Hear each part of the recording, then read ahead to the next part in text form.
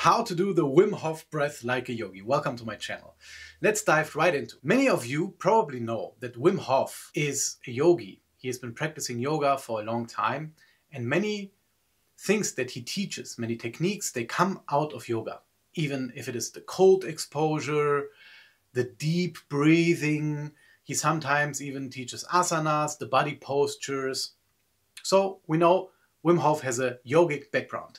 His breathing is fantastic. I'm doing it every day and it has benefited me a lot. There are some improvements that we can do, some techniques, some little mudras, etc. that I'm going to explain to you in this video that can enhance our Wim Hof breathing practice. We can hold the breath in for longer, etc.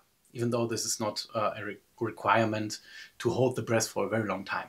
The important thing in yoga is the rhythm. The Wim Hof breathing method is very similar to a pranayama called Bhastrika, which comes out of yoga, and it is also similar to the Tummo breathing from the Tibetan yogis. Now, in Bhastrika pranayama, the whole lungs are filled. It's also called bellows breath. Yeah, it's like a when you try to start the fire with the bellows. Now the Tummo breathing is also through the nose. They breathe in through the nose, but they breathe out through the mouth. I will not go in detail with those breaths in this video, but I can give you some links in the description where you can check them out. The Wim Hof breath you can do through the nose or through the mouth or both. You have to experiment a little bit and find your way. The Wim Hof breath I'm doing through the mouth.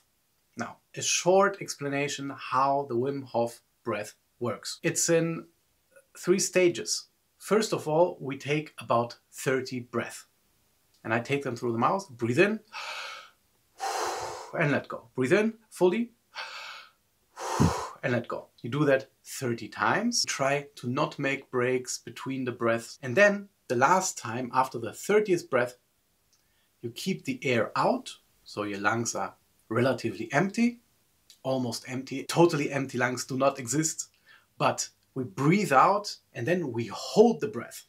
And we hold the breath for about a minute. You can hold it for longer, but like I said, in yoga, the rhythm is important and not how long you can hold the breath. Okay, so we hold the breath out for a minute, for example, and then we breathe in and we hold the breath again for about 15 seconds. And after these 15 seconds, we breathe out slowly and let the breath out. This is a general guideline for the Wim Hof breath. What is important? Important is that, I guess for me, we can do it lying down, but I think it's best to sit upright, okay? And have a stable sitting position. We should not be tense, okay? We should not be tense, but we should have a straight spine and be relaxed at the same time, okay? So a lot of Wim Hof practitioners, they do the breath like this. I'm exaggerating, of course. I find that it is better to sit still. And when you breathe in, imagine you fill your stomach, you fill your chest up to the head. And you can have this visualization in your head all the time when you're breathing in. Fill the stomach, fill the chest, up into the head, until it becomes automatic. So you breathe in, and you release slowly and continually. And you breathe in. Okay, there are many guides on the Wim Hof breath. I will link to you a video with a guided breathing that I use every day. We continue now. Be upright, but be relaxed. Breathe in fully. When you breathe out, again, be totally relaxed. Don't slouch down or anything. Yeah? Just be relaxed, close your eyes, and concentrate inside yourself. Then, when you take the breath in, No, do that again with concentration and try to squeeze, try to push the blood into your head. More on that later. And this is one cycle. In Wim Hof breathing, they generally do 3 cycles. What can we do to improve Wim Hof breathing? It is very effective, okay? It is very good. We just want to sprinkle a little bit of stardust on top of it. So what we will do is we add a mudra. A mudra is a hand mudra, is a hand gesture, and we will use this one. So your pinky and your ring finger touch the thumb, and these, the first and third finger, are stretched out. Same thing with the right hand, left hand, and put them on your knees. What does this prana mudra do? It helps to harmonize prana in your body. Prana is life energy. It also helps you to keep that life energy in your body, and it helps with laziness, with fatigue. It even helps with water retention if you have water retention in your body. Mainly, it helps with the control of prana in your body, the retention of prana in your body, so we can make use of that prana when we take the deep breath, and it doesn't go away like that, but we keep it inside, okay? Prana mudra.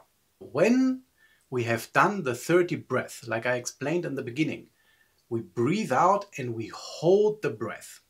When yogis hold the breath, they generally do locks.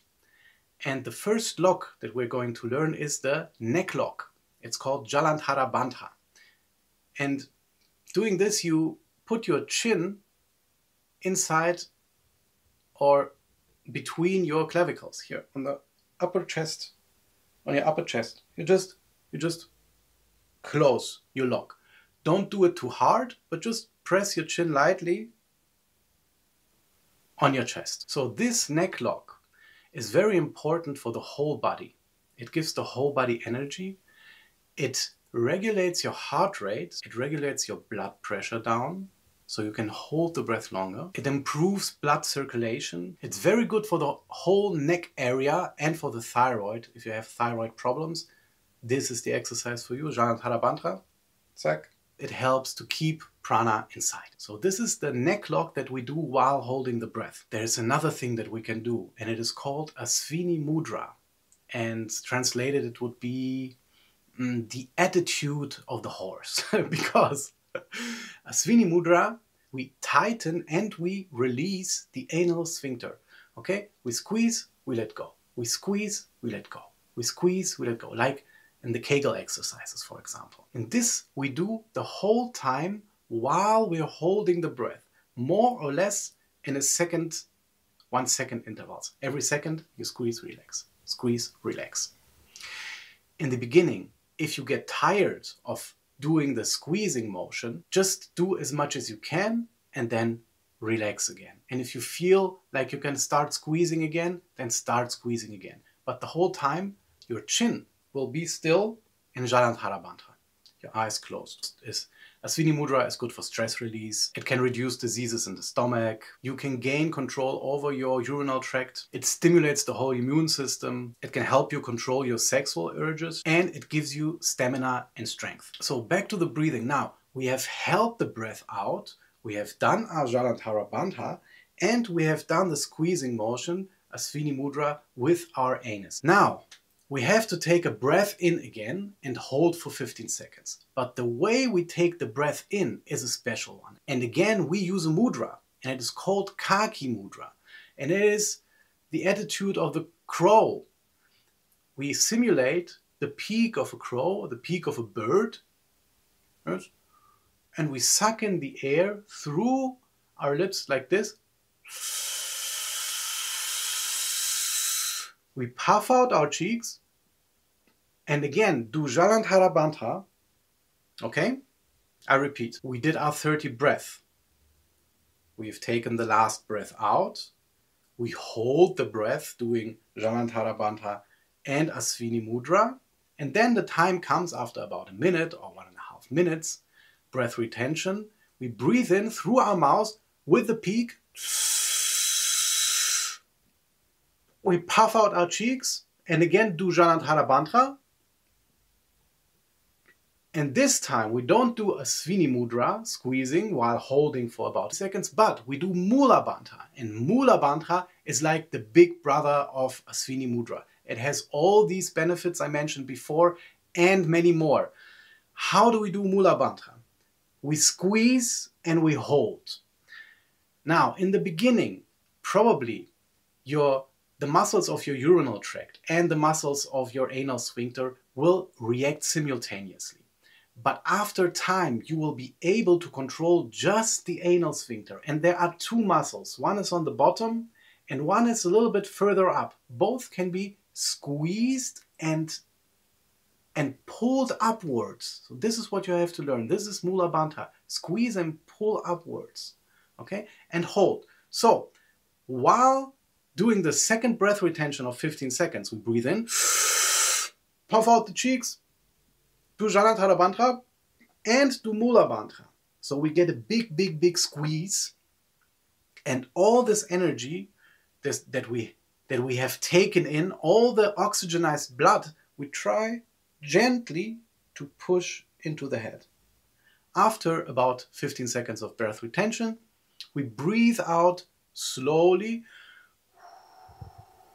through the mouth or through the nose, whatever feels more comfortable to you. Now, Mula Bandha is a very, very special mudra and a very strong one. It's one of the main locks in yoga that gives us strength, power, and it can help us gain control over the whole pelvic area. It can help with digestion, it helps with blood circulation, it helps with the heart, it helps with the blood pressure, it helps you gain control over your sexual organs, and many, many, many more benefits. So let's recap. How do we do a nice Wim Hof breathing practice?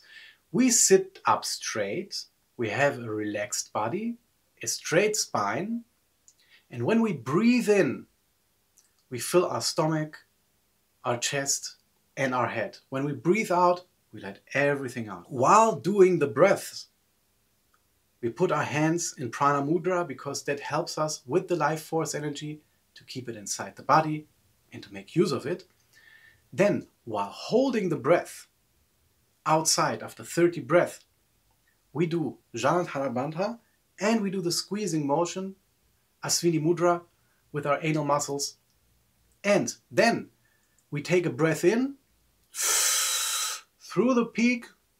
Yes. We puff out our cheeks and we put Janatara again. But this time we don't do Asvini Mudra while holding, but we do Mula Bandha. So we squeeze and we lift up as much as we can. Don't be too forceful. Gently, and then you will get the hang of it. Then we release all that, all the locks, all the bandhas, and we breathe out slowly. This is one round, and in Wim Hof breathing, they generally do 3 rounds. Thank you for watching. I hope that you liked the video, and I hope that you could get something out of it with the mudras and the locks I showed you and all the little things, the tips I gave you, so you can improve your Wim Hof practice. If you have any questions, put them down in the comment section, and I'll see you next time. Have a great day. Bye.